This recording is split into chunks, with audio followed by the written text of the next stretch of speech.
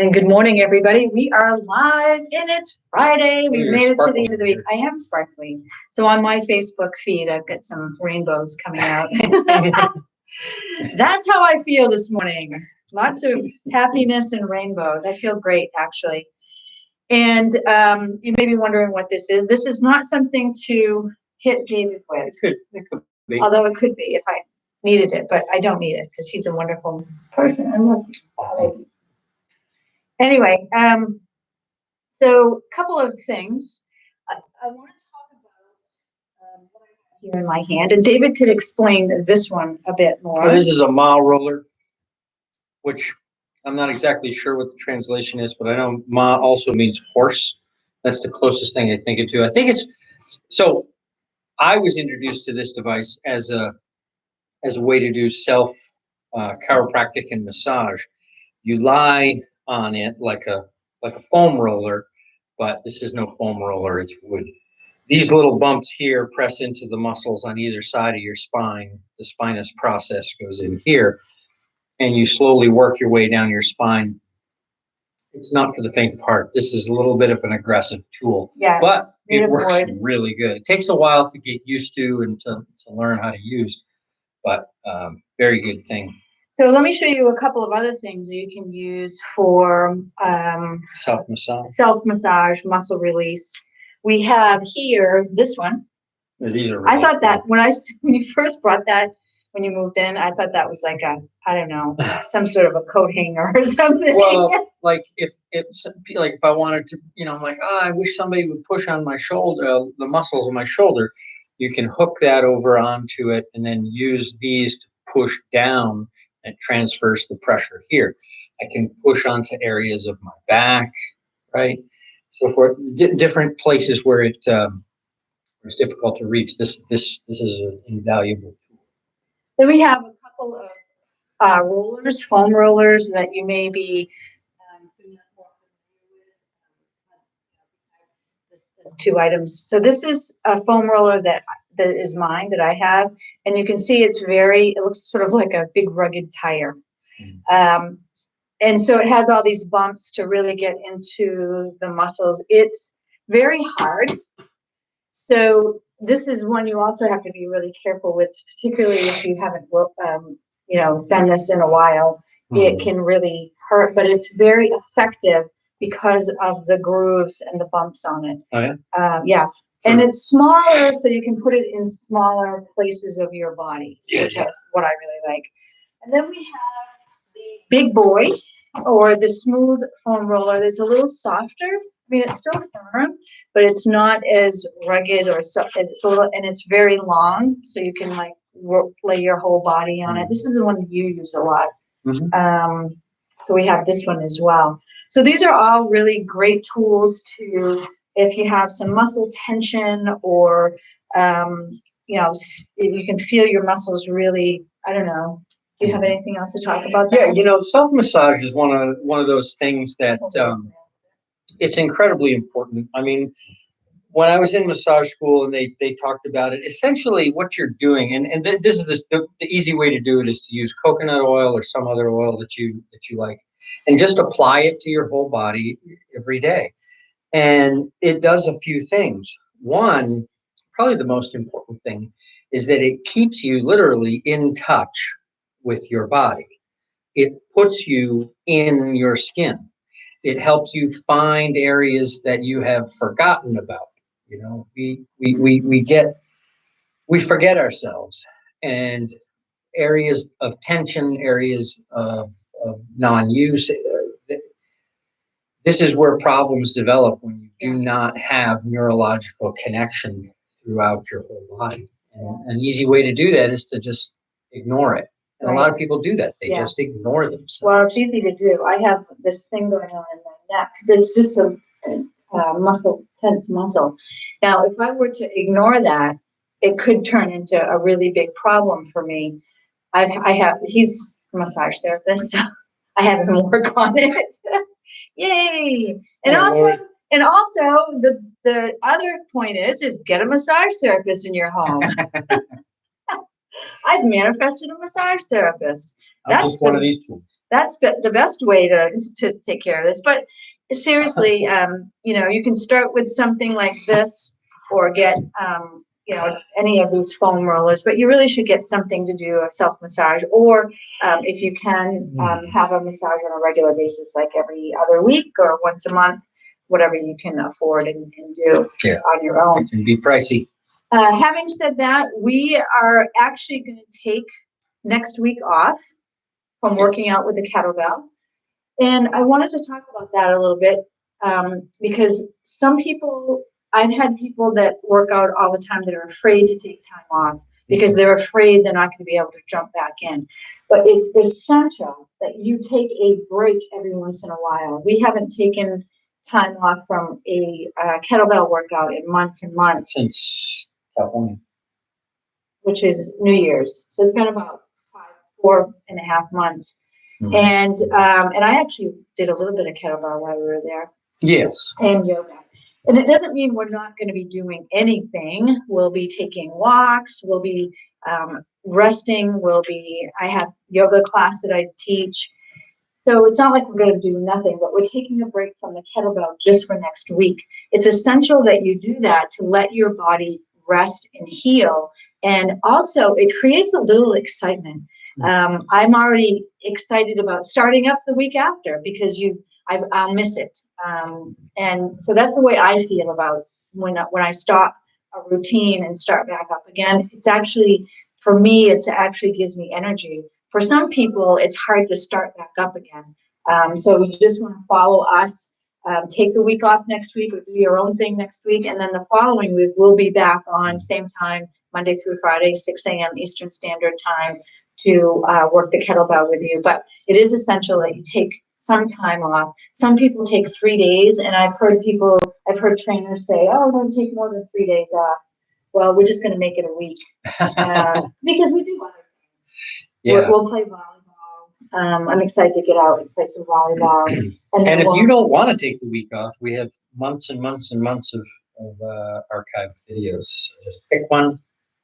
And the videos are at Sensei David Hill's YouTube channel.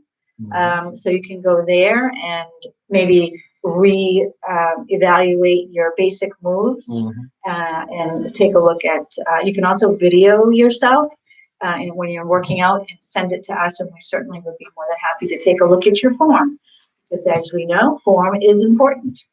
All right, cool. Hey, thanks for joining us. Okay, so we're going to get going on with us. We have Alan. Angela. She's one of my beach buddies. Alan is here. Good morning, Alan. You like the colors? She likes my radio. Thank you, Alan. Something different this morning. And we have Lori. And I think that's what we're starting now. If you're watching, I can see who's on. With these things going on. I think you can. So we're going to start with a bit of a warm-up this morning. And it's probably our usual warm-up. We have our trainer back this morning. The one that knows yeah, I am. Michelle! I'm going to call Michelle. Michelle, I have a heart for you. Michelle finds hearts literally everywhere. And she takes, everything is a heart. You know, yesterday when you posted yourself sitting on your porch at like 4 o'clock in the morning, your feet made a little heart. I don't know if you noticed that or not, but I did. And I was going to message you and say, oh my God, because you can see her coffee cup, she had her feet, her legs up on the table there, and her feet were crossed. It looked like a little heart.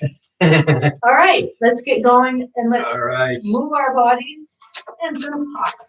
Drop down arms, and just dropping your arms down. I feel like a broken record because I say this every day. But it is important to do this right as well. If you're just hopping, sure, that helps your feet out, but this really gets your whole entire body moving and working on things, particularly the stress out of your neck and shoulder area. All right. And this is one of my favorites. I have to go to Target today to get some vitamins. So I'll probably have to use the bathroom because whenever I go to Target, I always have to go to the restroom, and this is what I have to do because they never have paper towels. So it's basically bending your knees a little bit and flicking your hands, pinkies down to the ground, letting your arms and shoulders loose, and just flicking water off. Heart openers. As we open our arms, just as far as you can, you don't have to crank it open. We feel the gratitude for everything that we have in our lives. And as you come around, you can body tap wherever your hands hit, and that also wakes up your skin, your nerves, your blood cells, all that stuff. So on this one today, let's lower ourselves some. You don't want to be up here. We're going to go into like a horse stance. Yeah, see, when we talk about not torquing the knee, I'm not talking about this one. I'm talking about this one. Because if I twist, right now I'm twisting my knee. If I bend that knee, then I can twist here at the hip and not put pressure trying to bend that knee, even though it doesn't bend that way. So, sink, twist, and stay low so that you can keep that knee bent and feel it in the hip. If you do this properly, you'll feel this right in the back part under your glute. I actually feel it in the front part of my head here. Oh, yeah? Yep. I'm not doing it properly. Well, anyway, it feels good. And then as you come around, you just body tap.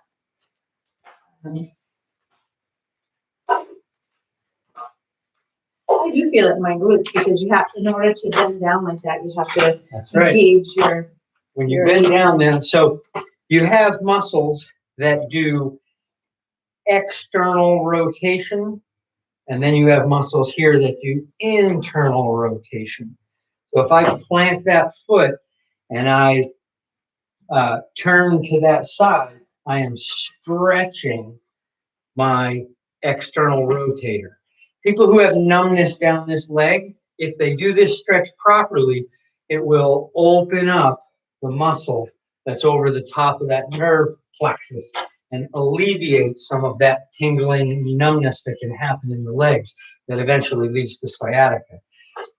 So, deep down bend on that will help. Okay, feet a little wider, hands on your hips, rotate the head. This is one of my favorites too. Opens up the neck area. You can also feel just how sensitive your body is, and I can tell how I've slept, like what part of my body I've slept on when I do things like when I do this warm up, because you can feel the stiffness, you can feel the sensitivity in certain areas.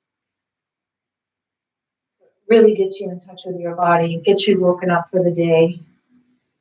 Even if you're doing this, you should be doing something, some form of physical work every single day, and preferably at the beginning of your day. Good morning routine is the foundation of your day and of your life. That is my belief. That is what I live. And it includes physical exercise. We also meditate. After this, we do the 5 Tibetan rites before meditation. And that is our morning routine. And it's great. It really, if you don't know what the 5 Tibetan rites are, check it out, look it up if you want, or we can tell you about it. We do it every single morning. It's kind of a subset of yoga. Well, a really good one, actually. You yawning? Yep. David's still yawning. Oh, yeah. It's been an interesting week. We're doing some tile work today, which is also really exciting. It's a house that was built in 1850. And we're meeting the owner, the person that just bought it, and he's going to go over. There's going to be some really cool tile configurations on the floor. He's really redoing the whole house to like back where it used to be, the splendor of its original creation, which is really cool. The house was built by a prominent architect, or it was designed by a prominent architect in 1850, and in Thomaston, Maine. And Thomaston, Maine is up on the coast. Probably, what do you say it is from like the beginning, like from Portland, let's say? Oh, it's Couple of hours. I would say Thomaston is a good hour and 15 minutes, hour and 20 minutes north of Portland. Yeah. On Route 1. It's funny because the town itself has had some rough roads. There's not a whole lot of jobs there, but I'm telling you right now, the main street has some of the most beautiful old homes. There used to be sea captains' homes that we have in the whole state. So it's really a town, really cool town to visit. And also surrounding the town, there's a lot of really cool things. That whole area is really neat. And I think a lot of people, especially people that live in Maine, don't realize how beautiful Thomaston is and the history. Well, we used to just know it as the place where the prison was. Right. It houses the Maine State Prison. It did. It no longer does. No, they rebuilt it down the road. But it's in Warren. Okay. The original Maine State Prison was built there in the early 1900s, I believe. Is it Warren or is it? I think it's Warren. Okay. Let's do some kettlebell, shall we? Yeah, I'm ready. All right. Bring your kettlebell up, 2 hands. Shoulders seated. We're going to orbit it around the body. Yeah. Keeping your core still, really tightening it up. I can feel it in my core. Really getting a good solid grip with your toes on the ground. We have a mat that we lay out every single morning. We pick it up after we're done. But it's like a little puzzle. But it's really cool because it's cushy enough to take some of so we're not on a hard floor, and you can also grip your toes in it. So it's sort of like a yoga mat, a big thick yoga mat. Side to side, using your core, the power. Where your power is, your glutes, your core, the whole core area.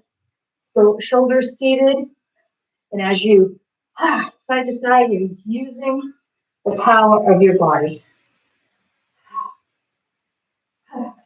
And bring it to the rack. And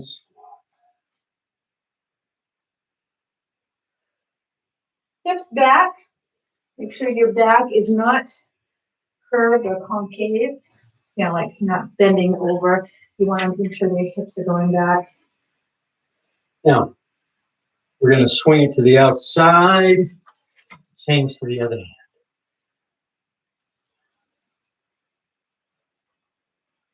Five squats, nice and deep. Squeeze the glutes as you come up. Hold. Change hands again. Change hands. Change.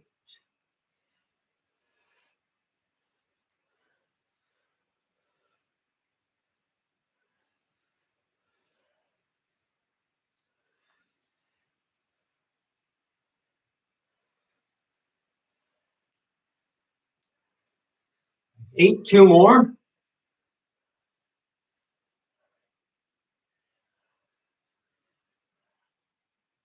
Set it down. All right. Nice. Cool. I would shut my rainbow lights off, guys, but I can't while we're in. I'd have to shut the whole thing down and reconfigure it. So we have rainbows on my side for the entire time.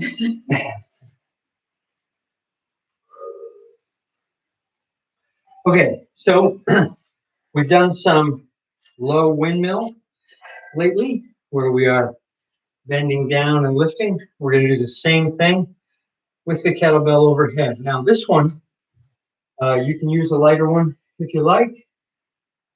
It's entirely up to you. whether you use that one or that one. The key here is don't lose concentration. If you have any question about what you're doing, any question whatsoever, it's important and you should ask it after you put the kettlebell down. If you have the kettlebell overhead and you're in the middle of this technique and you get confused about anything whatsoever, and you look away from the kettlebell, look at the camera, look at me, do anything other than what you're doing at the time, you run the risk of serious injury. Please, please, please ask any question you have after you put the kettlebell down.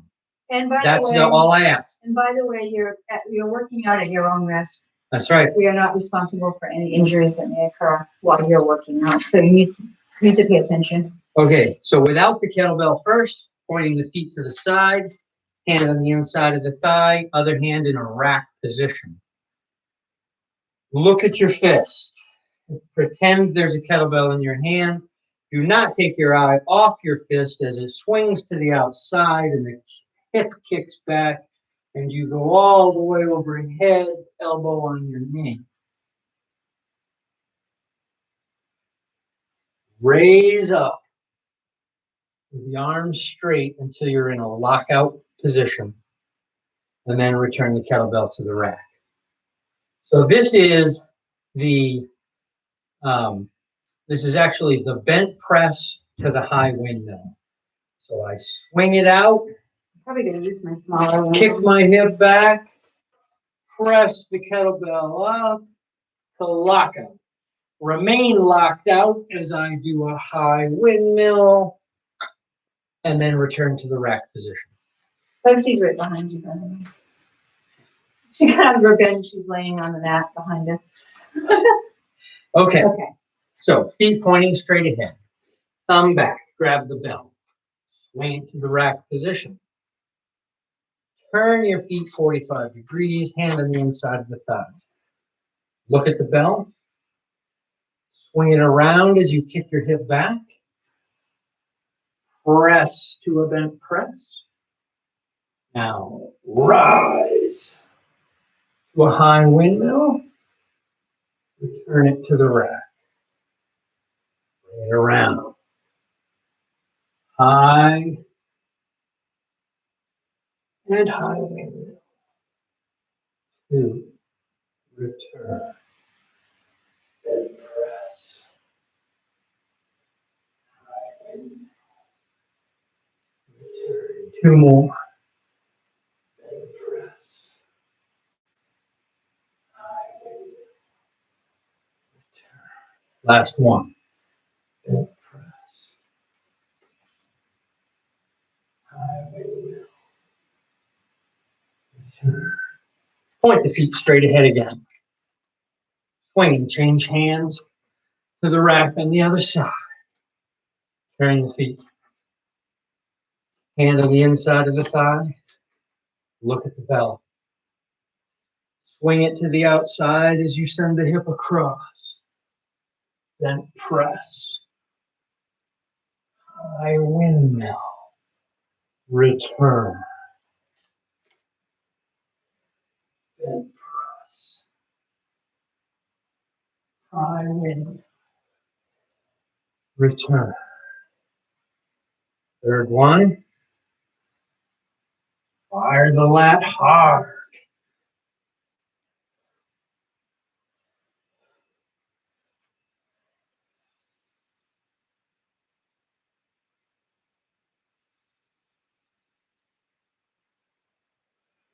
Turn to the front. Sit it down. How'd that go? Good. It went good. Can you feel it in your lat? Yeah. And my sides. Your lats are on your side. Yeah, more down here though. Mm-hmm. But Well, the lat, it actually, if you lift your arm up high, there you go. Your lat actually connects here and goes down and covers the entire side of your body. It connects essentially. show them up to this way. You can see. Okay. I was taught in massage school to think of the arm as this whole section of your back, right? All the way up. So the arm is here. Just like the leg ends up here because the muscles of the leg are deep and they extend all the way up into your mid back. The muscles of the arm extend all the way into your mid back on the superficial. So there's your anatomy lesson for today. So when you think of the arm, it includes your lat, latissimus dorsi. It goes all the way down. Yes. That's yes. Okay. So one of the things that David and I first did when we first met was we went to Boston to the museum, and they had a Body World exhibit. If you've never seen a Body World exhibit, you need to go. They literally have human bodies. People donated their bodies, and you can see every single bitty part of a body, what it does, how it's connected, the insides from all different angles. Mm-hmm. It's the most interesting and unique experience I've ever. I want to go again because excellent first date. Yeah, actually, it was like a third date. It's so interesting. I want to go again because I've learned so much in the meantime that now what I've learned, I can actually take a look at and have a better understanding of what I'm looking at. Mm-hmm. But the human body, I'm telling you, is the most amazing machine. So amazing. It is. Okay, how you feeling? I feel pretty good. All right, so I'd like to do some high pulls today. So we're going to do 20 high pulls. The power dynamic is the same as the swing, only this time when it's going to come out in a regular swing position, and then I'm going to pull my arm back. It's kind of like you're drawing back to throw a punt, if you were silly enough to draw back before you throw a punt. But in any case, the kettlebell goes up, the elbow comes back up high, not down here. Don't do this. It's not this. That's swinging to the rack. This is up high, and then you immediately have to push back through. I like to call this the high push sometimes because it really, the hip hoists it up. Once you get it back here, then you have to punch through the kettlebell without it dropping until your arm is extended again. Don't unseat your shoulder up here. The shoulder stays seated and the arm moves. This does not come disengaged. I have a question. Yes. What's the position on your hand on the kettlebell when you start? Like when you go to swing? It's the same position that you have it on the swing. Okay. Pinky to the middle of the handle, gripping the bell. Okay. Feet on either side. Sit back into your hips. We're going to do 10 on each side. Here we go. 1,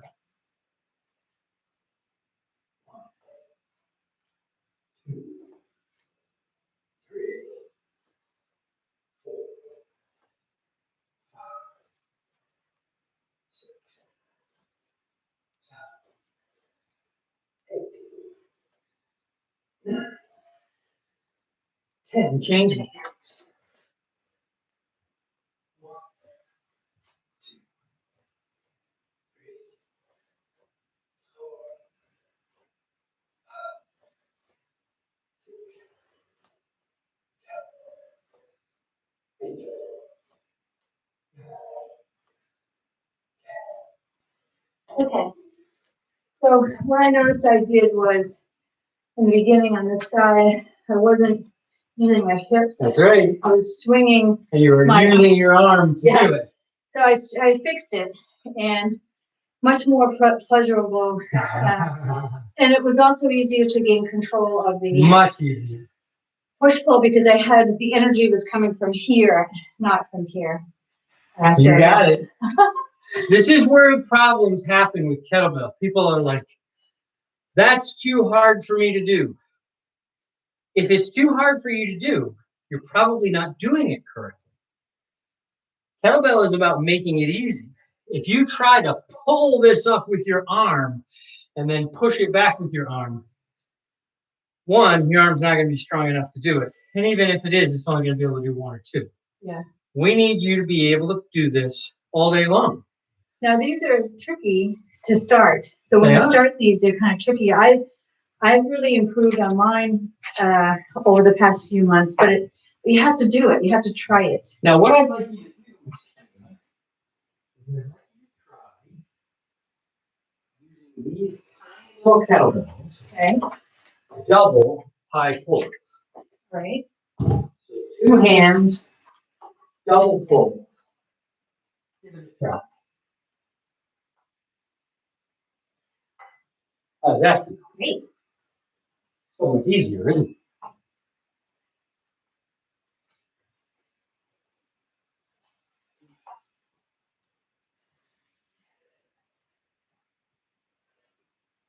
Yeah, I like this. And now we're going to do the same thing with a little bit heavier kettlebells off to your 8s.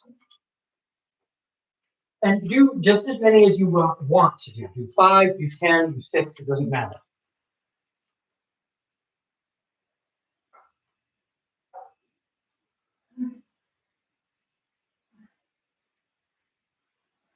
Nice.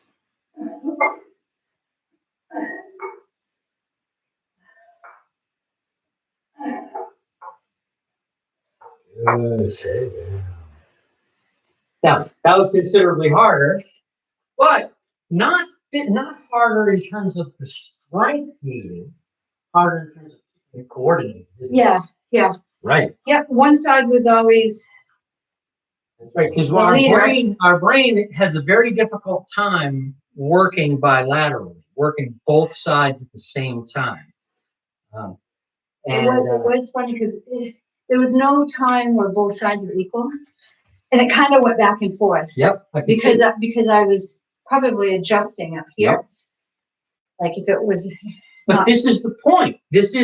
I mean, honestly, your muscles aren't anything without your brain. Your brain coordinates all of it.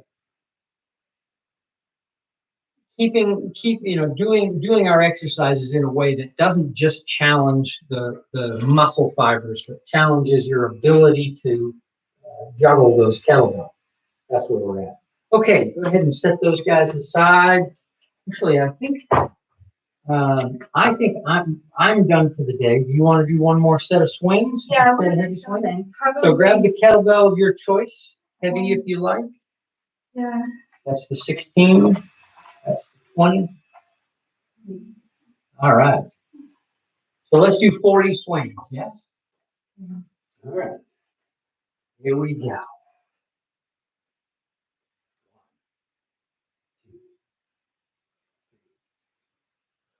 Nice lump.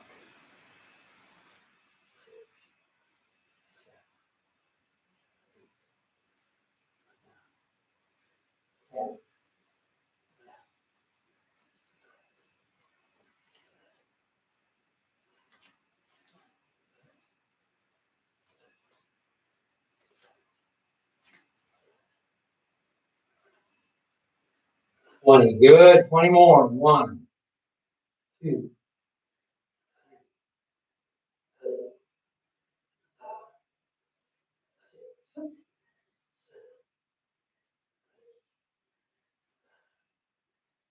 10 more. 1, 2, 4, 7, 8, 9, 10. Set it down. Nicely done. Good bugs. Holy smokes. I need to take a breather. Yeah. Nicely done. Nicely done.